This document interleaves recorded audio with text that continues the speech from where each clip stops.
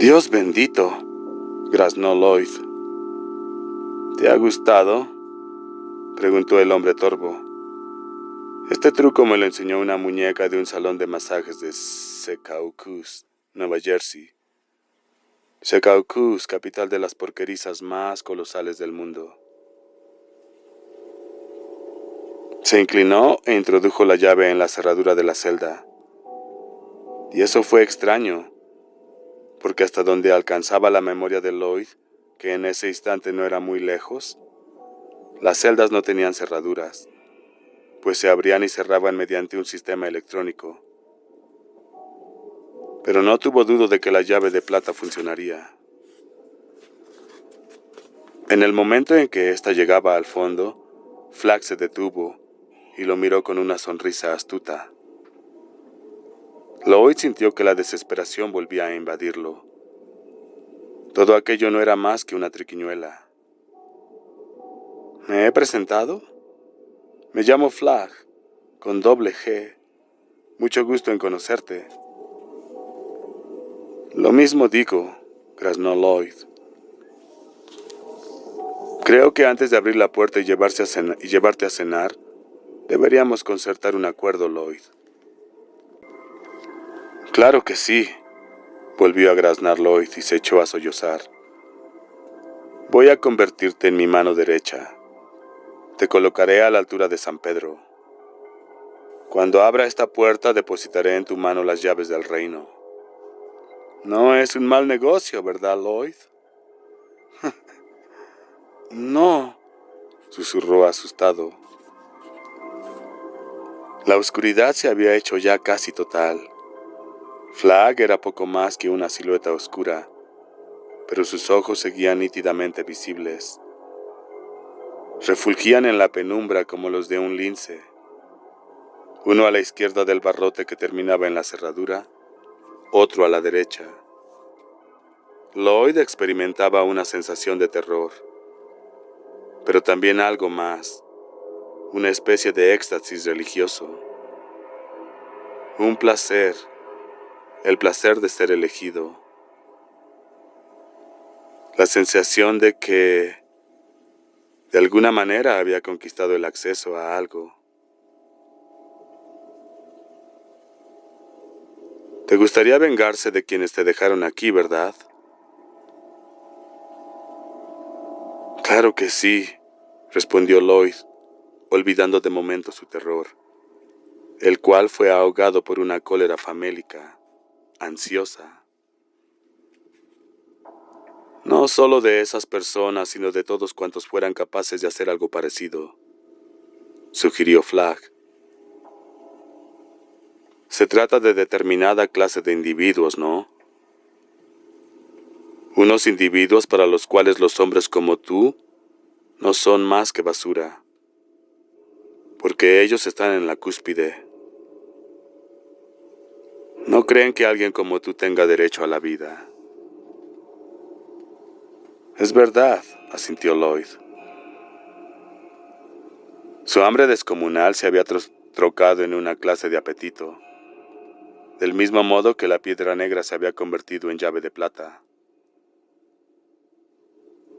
Ese hombre había expresado en muy pocas palabras todos sus complejos sentimientos.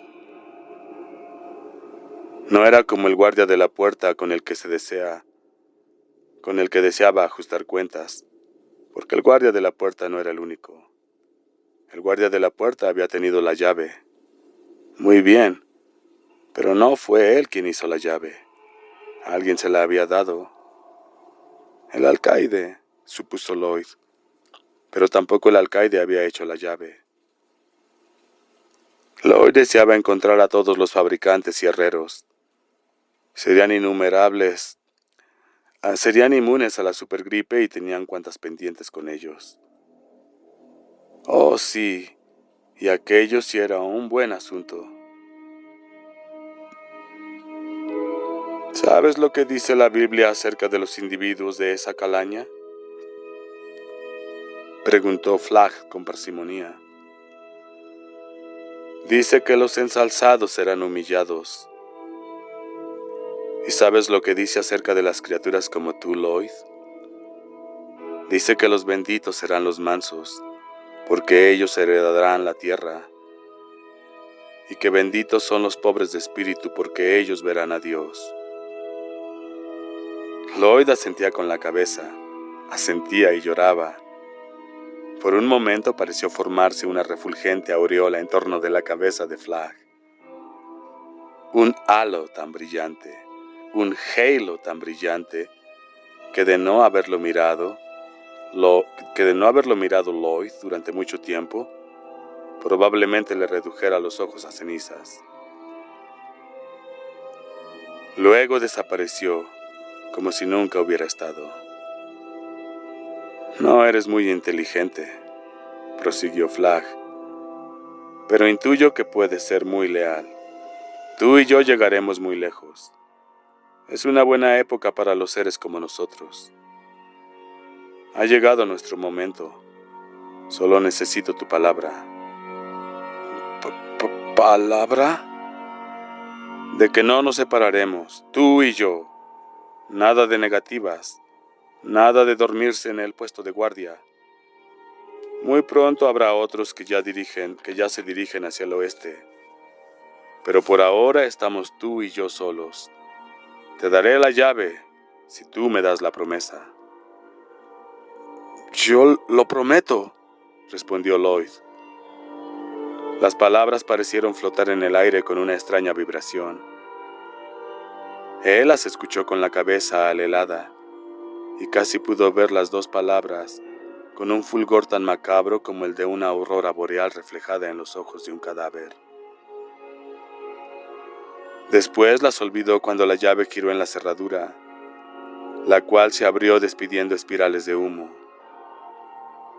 «Eres libre, Lloyd. Sal de ahí». Lloyd, incrédulo, tocó tímidamente los barrotes, como si estos pudieran quemarlo. Y en verdad estaban calientes. Pero cuando empujó, la puerta se deslizó hacia atrás sin producir ruido alguno. Miró a su Salvador, a aquellos ojos incandescentes. Él le colocó algo en la mano, la llave. «Ahora es tuya, Lloyd». «¿Mía?» Flagg cerró los dedos de Lloyd alrededor de la llave, y él la sintió moverse en su mano, la sintió cambiar. Emitió un grito ronco y abrió los dedos. La llave había desaparecido, y en su lugar se hallaba la piedra negra con la hendidura roja. La alzó intrigado y la hizo girar en una y otra dirección. Unas veces la hendidura parecía una llave, otras una calavera, y aún otras un ojo ensangrentado y entrecerrado. «Mía», se dijo Lloyd a sí mismo. Esta vez cerró la mano sin ayuda, apretando salvajemente aquella piedra. «¿Vamos a comer algo?», propuso Flagg. «Tenemos que viajar mucho esta noche». «Comida, muy bien. Hay muchas cosas que hacer», añadió Flagg, «y vamos a movernos muy deprisa». Se dirigieron hacia las escaleras y pasaron ante los hombres muertos en sus celdas. Cuando Lloyd se tambaleó a causa de la debilidad, Flagg lo sujetó por el codo y le ayudó a avanzar. Lloyd se volvió y miró a aquel rostro sonriente con algo más de gratitud. Contempló a Flagg con algo que rayaba en amor. 40. Nick Andros dormía en el camastro del despacho del sheriff Baker, pero su sueño no era tranquilo. Solo tenía puestos los calzoncillos y su cuerpo estaba ligeramente húmedo por la transpiración. Lo último que había pensado antes de dormirse la noche anterior había sido que por la mañana estaría muerto. El hombre oscuro que había acusado sus sueños febriles rompería la frágil barrera que separaba el sueño de la vigilia y se lo llevaría consigo. Resultaba extraño. El ojo que Reid Booth le había aplastado en la oscuridad le había dolido durante 2 días. Luego, al tercero, la sensación de que un calibrador gigante le hurgase en la cabeza se fue apagando hasta convertirse en un solo persistente dolor. Ahora, cuando miraba con el ojo, no percibía más que una mancha gris en que unas sombras se movían o parecían moverse. Pero lo que le estaba matando no era la lesión en el ojo, sino la rosadura que le había infligido la bala a lo largo de la pierna. No se la había desinfectado. El dolor en el ojo había sido tan intenso que apenas había reparado en lo otro. La rosadura corría superficialmente a lo largo de su muslo derecho y acababa en la rodilla. Al día siguiente se había examinado el orificio en sus pantalones, por donde había entrado por arte de magia la bala. Y al día siguiente, 30 de junio, la herida había enrojecido en los bordes y los músculos de la pierna. La herida había enrojecido en los bordes y los músculos de la pierna le dolían. Se había dirigido cojeando hasta la consulta del doctor Soames y había encontrado un frasco de agua oxigenada. Se vertió todo el contenido por encima de la herida, de unos 25 centímetros de longitud. Aquella noche toda la pierna derecha le latió como una muela cariada, y bajo la piel, unas líneas rojas de sangre irradiaban punzadas desde la herida, que empezaba a formar una costra. El 1 de julio regresó a la consulta del doctor Soames y registró su botiquín, buscando penicilina. Encontró las muestras de penicilina de Soames y tras una breve vacilación, ingirió los 2 comprimidos de una cajita. Fue muy consciente de lo que ocurría si su cuerpo reaccionaba alérgicamente, pero pensó a sí mismo que la alternativa era una muerte aún más horrible. La infección estaba ya llegando a su apogeo. La penicilina no lo mató, pero tampoco experimentó una perceptible mejoría. Durante el mediodía del día anterior se vio atacado por una fiebre muy alta y supuso que habría estado delirando la mayor parte del tiempo. Tenía cuanta comida deseaba, pero no le apetecía comer nada. Todo lo que deseaba era beber taza tras taza de agua del refrigerador del despacho de Baker. El agua casi se había terminado cuando se durmió o se desmayó la noche anterior. Y Nick no sabía dónde encontrar más agua. En su estado febril, aquello ya no le importaba demasiado. Pronto moriría y ya no tendría que preocuparse por nada.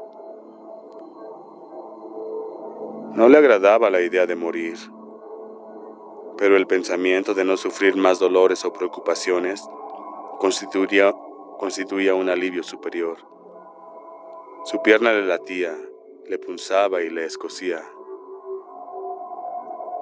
Durante esas últimas noches después de matar a Ray Booth, el dormir no había sido tal. Sus sueños eran como una inundación. Todos los que había conocido en su vida aparecieron como los actores de una pieza teatral, para saludar al público después de la caída del telón. Roger Sparkman señalando la hoja de papel en blanco. Tú eres esa página en blanco. Su madre dando golpecitos sobre las líneas y los círculos que le habían ayudado a trazar sobre otra hoja de papel en blanco, maculando su pureza. Aquí dice Nick Andros, cariño. Ese eres tú. Jane Baker, con el rostro vuelto sobre la almohada, diciendo: Johnny, mi pobre Johnny. El doctor Soames pidiendo una y otra vez a John Baker que se quitase la camisa. Y una y otra vez Reid Booth que decía: sujétenle, le voy a dar su merecido. El muy hijo de puta me ha golpeado. Sujétenle. A diferencia de los otros sueños de su vida, en estos Nick no tenía que leer los labios. Oía realmente lo que decía la gente. Los sueños eran increíblemente vívidos y se esfumaban cuando el dolor de la pierna estaba a punto de despertarlo. Y al volver a dormirse aparecía una nueva escena. En 2 sueños aparecieron personas que nunca había visto, y estos fueron los que recordó con más nitidez al despertar.